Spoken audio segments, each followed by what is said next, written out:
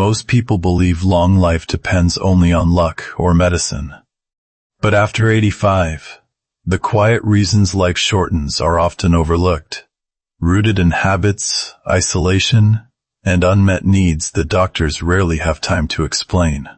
Yet seniors feel every day. The later years of life often bring more appointments, more measurements, and more conversations about numbers. Yet many people past 85 quietly feel that while their body is being treated, they themselves are slowly disappearing from the room. Care begins to feel rushed. Appointments are shorter. Explanations are thinner. Decisions are made quickly, sometimes without space for questions or reflection. The intention is usually good. Fear. When a person feels unseen, something subtle begins to change. It is not dramatic. There is no clear diagnosis. But the inner strength that once carried them through hardship starts to soften. Over time, many older adults stop mentioning the small things that trouble them. Poor sleep, lingering pain, confusion, sadness that has no clear name. They learn that only certain complaints fit neatly into the system. This quiet narrowing of attention has consequences. When care focuses only on survival and not on comfort or meaning, life can start to feel like something to endure rather than participate in. After 85, resilience often depends less on aggressive treatment and more on feeling safe, respected, and heard. When a person believes their voice still matters, they are more likely to stay engaged with daily life. They move more naturally. They eat with more interest. They take part in small decisions that give shape to the day. This does not always come from neglect. Sometimes it comes from efficiency. But efficiency, when it replaces human connection, slowly drains motivation. And motivation is not an abstract concept at this age. It is what gets someone out of bed, what keeps them walking instead of sitting, what encourages them to care about tomorrow. A lifetime of experience does not vanish at 85. Wisdom does not expire. Yet when it is ignored, people begin to withdraw inwardly, conserving energy, limiting expression, and quietly letting go. Living past 85 is not only about avoiding illness. It is about maintaining a sense of self within the process of care. When the person is treated as more than a collection of symptoms, life retains texture and meaning. When they are reduced to charts and schedules, something essential begins to slip away. This is one of the quiet reasons many do not live long past this age. Not because medicine failed, but because the human element slowly thinned. And when the person feels absent from their own care, the will to keep going often weakens in ways no test can measure. As the years pass, the world can quietly become smaller, not all at once, and not always by choice. A friend moves away. A spouse passes. Driving feels harder at night. Invitations come less often. Sometimes because others assume rest is preferred. Sometimes because they do not know what to say anymore. Slowly, without any clear moment of decision, days grow quieter. Loneliness in later life is often misunderstood. It is not simply being alone. Many older people value solitude and peace. Loneliness is different.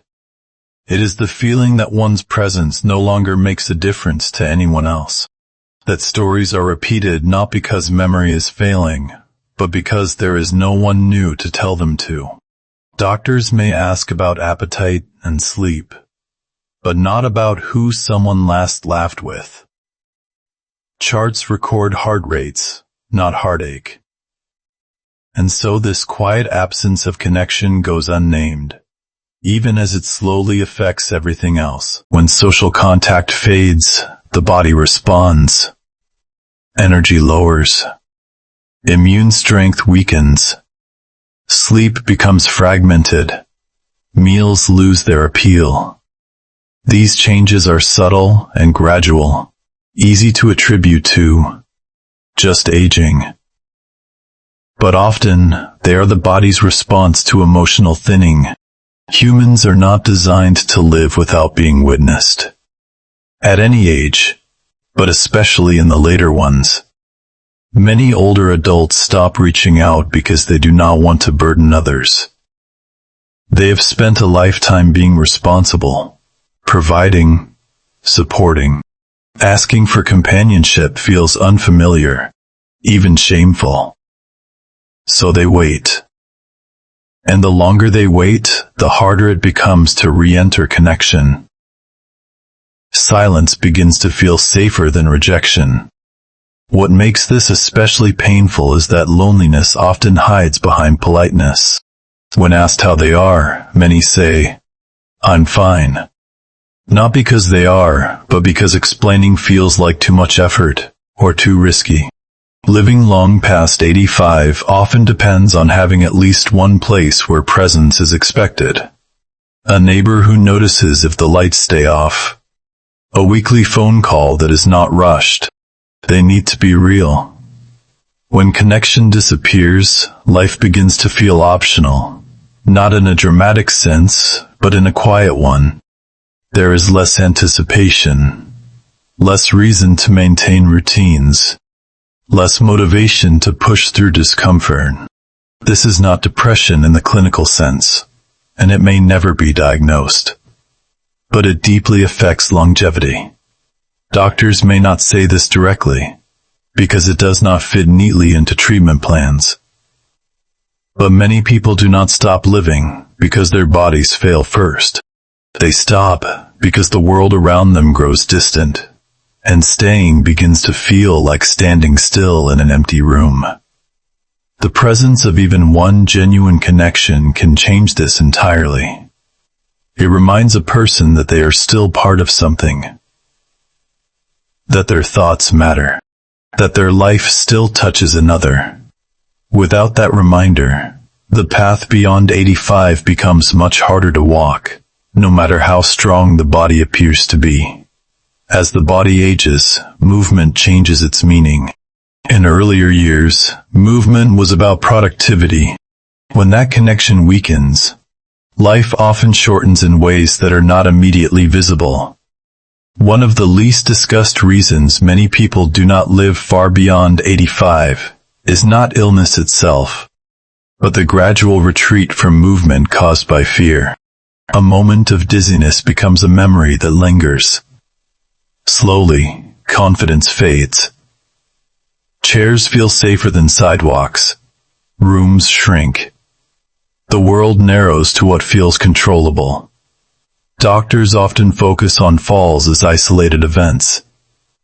They assess bones, prescribe supports, suggest caution.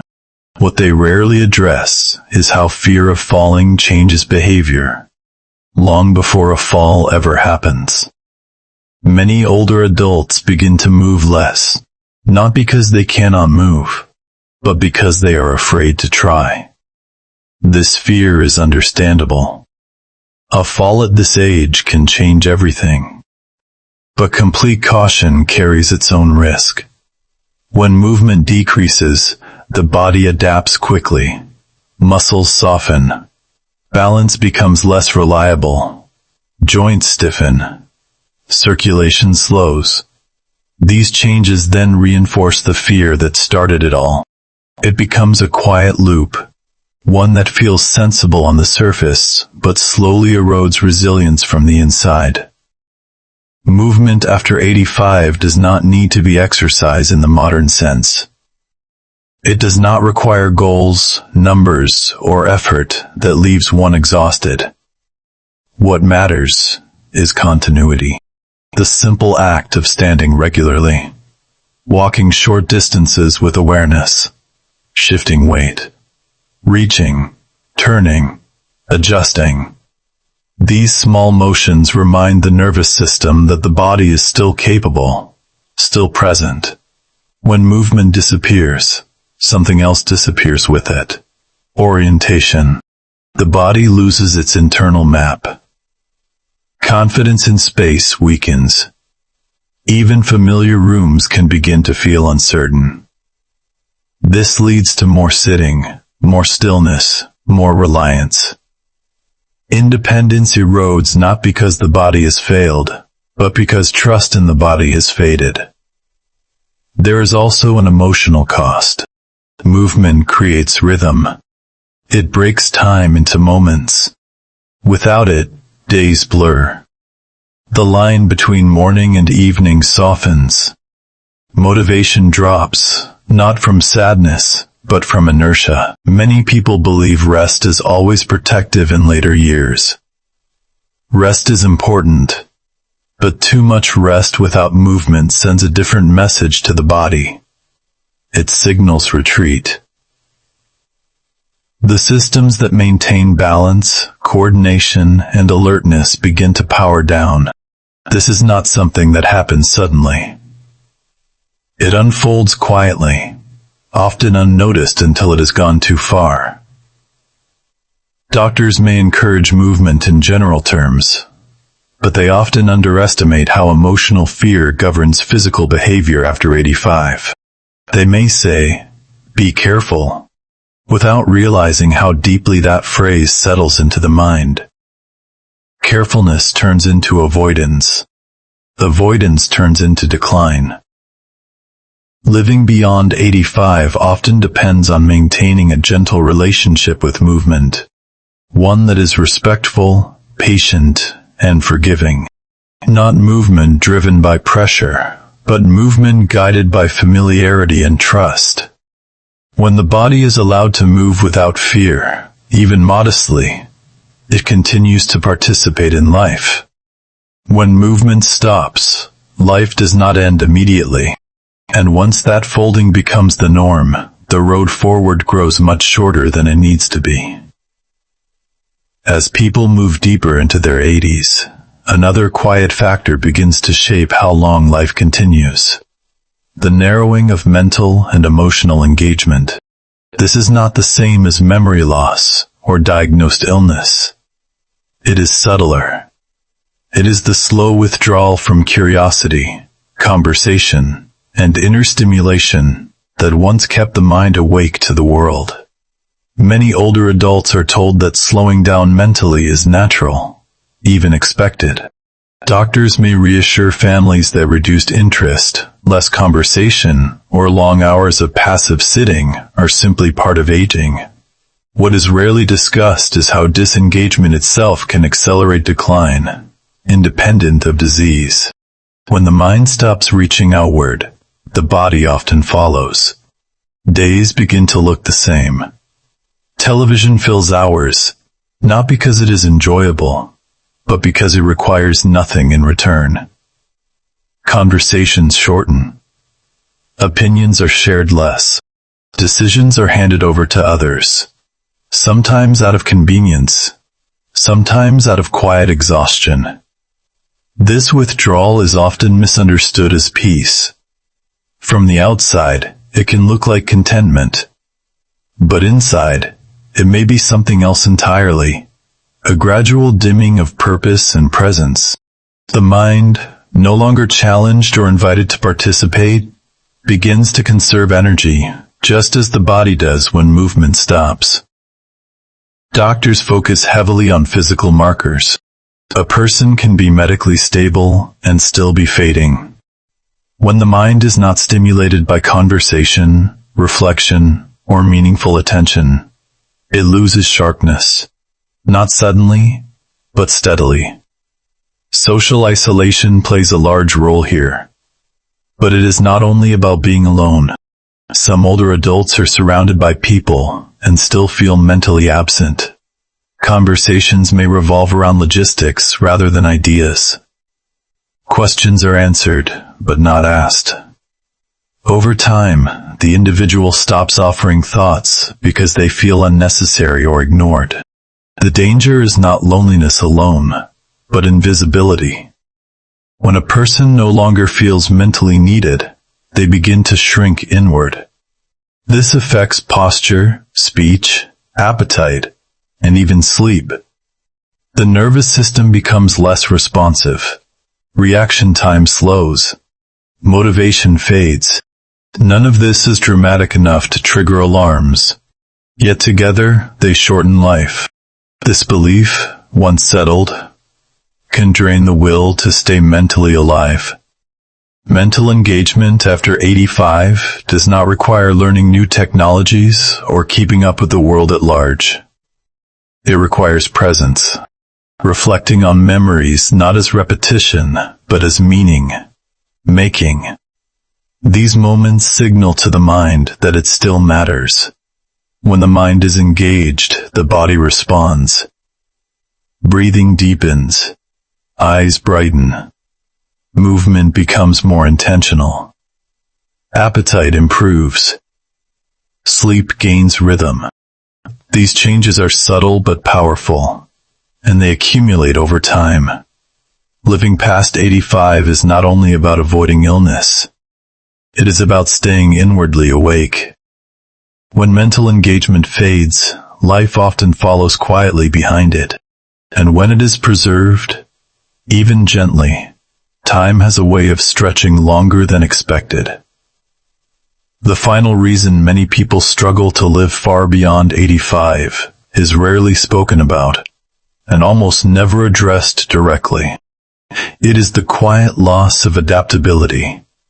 The moment when life changes, but the inner self no longer bends with it. Adaptability is not about strength or intelligence.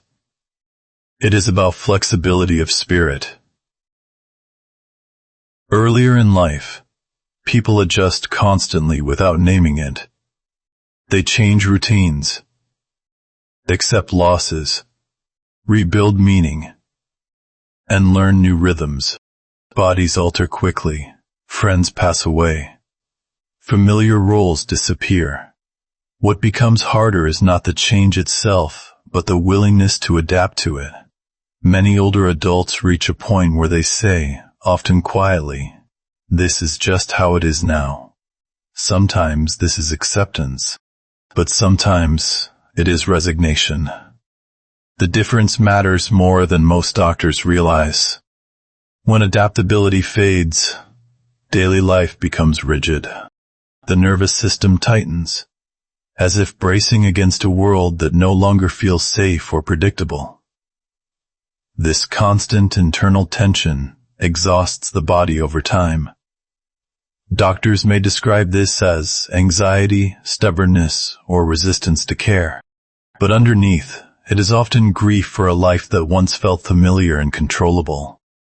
When that grief is not acknowledged, the person may protect themselves by refusing to engage with anything new at all. The body responds to rigidity. Muscles tighten. Balance worsens. Digestion slows.